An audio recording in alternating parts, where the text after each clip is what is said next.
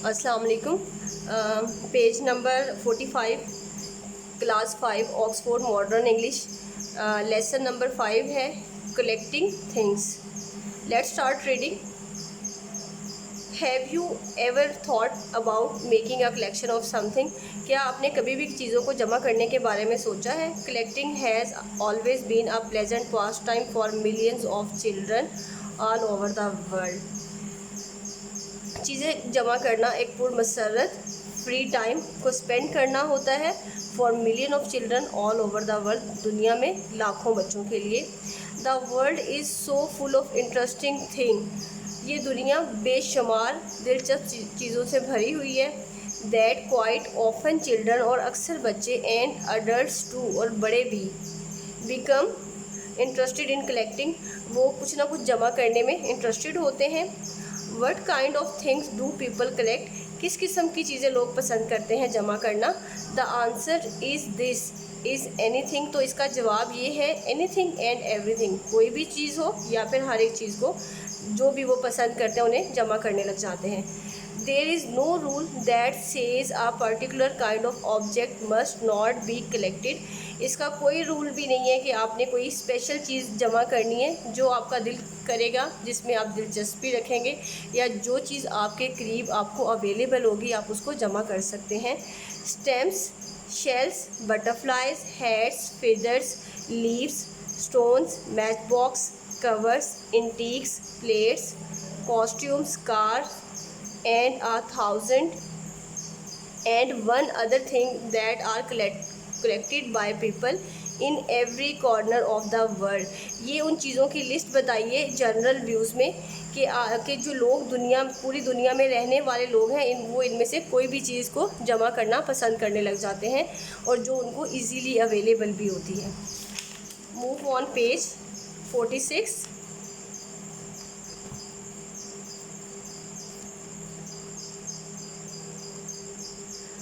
Some people begin a collection as a hobby. कुछ लोग अपनी कलेक्शन को एज आ हॉबी लेते हैं, मशगले के तौर पे लेते हैं। It is an enjoyable way to spend a rainy afternoon or some free time। तो ये उनके लिए अपने टाइम को, अपने फ्री टाइम को स्पेंड करना बड़ा दिलचस्प होता है। किसी भी बरसती हुई शाम में, बरसती हुई दोपहर के अंदर, या फिर अपना फ़ारग औकात। Quite often word start off as a hobby or pastime. तो अक्सर आप किसी भी चीज़ से अपना मशगला या अपना फ्री औकात स्टार्ट कर लेते हैं, develop into a more serious study or even a profession, और बाद में वही आपका मशगला जो है वो आपका प्रोफेशन बन जाता है। For example, a child who is interested, जो इंटरेस्टेड होता है इन स्टैम्प कलेक्शन के अंदर, इन अडल्ट लाइफ, और बड़े होके want to work with stamps, तो बड़े होके वो स्टैम्प्स में ही वर्क करना चाहता है। One who collect old coins में, और कोई एक जो ओल्ड कॉइन्स जमा करना पसंद करता है। Later on become interested in history and archaeology, तो वो बाद में हिस्ट्री या फिर आर्कियोलॉजी में इंटरेस्टेड हो जाता है। अ कलेक्टर ऑफ फ्लावर्स में बिकम अ बॉटनिस्ट, और जो फ्लावर के कलेक्ट करने वाले लोग हैं वो बॉटनिस्ट बन जाते हैं। How does a person start a collection? कोई भी शख्स अपनी कलेक्शन कैसे स्टार्ट करता है? This is not as easy a question, ये बहुत आसान सवाल नहीं है। एज इट सीम, जैसा कि ये लगता है।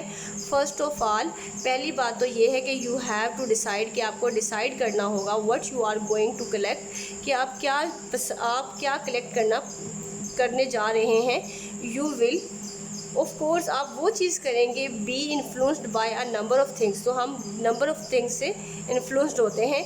इन द एंड, लेकिन आखिर में, you will want to collect something, तो आप वो चीज़ कलेक्ट करेंगे that you are interested in, जिसमें आप ज़्यादा दिलचस्पी रखते होंगे।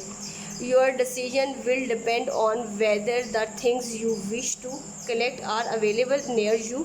तो आप अपना फ़ैसला करने से पहले ये देखेंगे, ये इस चीज़ पे भी डिपेंड करेगा कि जो चीज़ आप जमा करने जा रहे हैं क्या वो आपके नियर बाय में मौजूद है, या आप कोई ऐसी चीज़ की विश कर लें जो आपको मिले ही ना आसानी से। For example, it is no use collecting seashells if you live miles away from the sea। अगर आपकी पसंद है कि आपने सी शेल्स को कलेक्ट करना है लेकिन वो आपसे मीलों दूर है।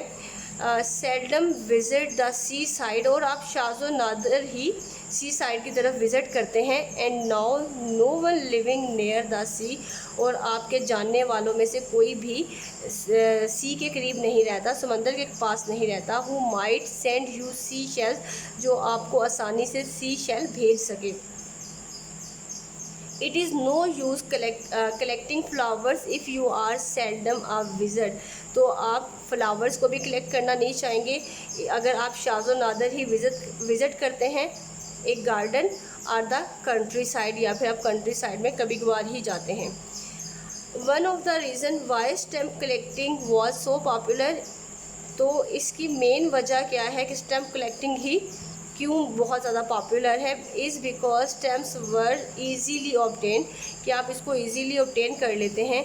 Most people had friends in distant places who wrote, बहुत सारे लोग जिनके जो दोस्त हैं दूर प्लेसेस पे रह रहे होते हैं, जिनको वो who wrote letters to them, तो उनको वो ख़त लिखते थे।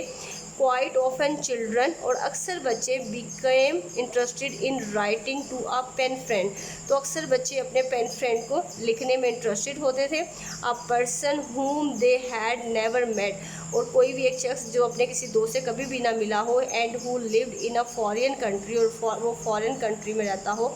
When an envelope with a colourful stamp, जब कोई एनवेलप कलरफुल स्टैम्प के साथ मिलेगा। Arrives in the post you might say, तो आप कहने से इनकार नहीं कर सकेंगे। व्हाट अ लवली स्टैम्प, कितनी दिलकश स्टैम्प है। It is pity to throw it, तो आप उसके लिए अफसोसनाक फील करेंगे उसको फेंकना। That stamp then becomes the first in your collection, तो वो जो स्टैम्प है आपकी फ़र्स्ट कलेक्शन बन जाएगी। It is the start of new and interesting hobby, तो इस तरह आपकी हॉबी की एक नई किस्म जो है वो स्टार्ट हो जाएगी। Page number 47। There are many ways of keeping a collection, चीज़ों को जमा करने के बहुत सारे तरीके हैं। स्टैम्प्स में be put into an album, तो स्टैम्प्स को आप एल्बम में भी पुट कर सकते हो। Stones or bottles will have to be keeped in, तो स्टोन्स और बॉटल को रखना होगा इन कैबिनेट और इन बॉक्सेस, या फिर बॉक्सेस के अंदर। And flowers can be pressed and pasted into a scrap book, और फ्लावर्स को आप प्रेस करने के बाद पेस्ट कर सकते हैं अपनी स्क्रैप बुक के अंदर। Preserving flowers and leaves is quite easy. When you have pick the sample you want, place it on a sheet of newspaper, जब आप फ्लावर्स को पिक कर लेते हैं, आप जमा कर लेते हैं, तो आप उसको न्यूज़पेपर की शीट में प्लेस करेंगे। Place the newspaper on a sheet of hardboard, तो न्यूज़पेपर की वो जो शीट है आपने हार्डबोर्ड के ऊपर प्लेस कर देनी है। On top of the flower put another piece of newspaper, और उसके ऊपर एक और न्यूज़पेपर का पीस जो आपने प्लेस कर देना है। And another piece of hardboard, और एक और हार्डबोर्ड का पीस आपने उसके ऊपर प्लेस कर देना है। Put a few heavy books on top, और उसके ऊपर कुछ आपने हैवी बुक्स पुट रख देनी है। And leave it for a few days, और उसे कुछ दिन के लिए छोड़ देना है। If the flower or the leaves are juicy, अगर फ्लावर और लीव्स जूसी होंगे, उनके अंदर कोई रस होगा। You may need to change the newspaper, तो आपको न्यूज़पेपर चेंज करने की दोबारा ज़रूरत पड़ेगी। The flower will be ready to put into your album in about 2 weeks, तो ये जो फ्लावर जिसको आपने इतने सारे प्रोसेस से गुजारा होगा, ये रेडी हो जाएंगे इन योर एल्बम, तो आपकी एल्बम में लगने के लिए इन अबाउट 2 वीक्स, 2 हफ्तों के अंदर। When the flowers has been taken out of the press, जब आप प्रेस किए हुए फ्लावर्स को निकालेंगे।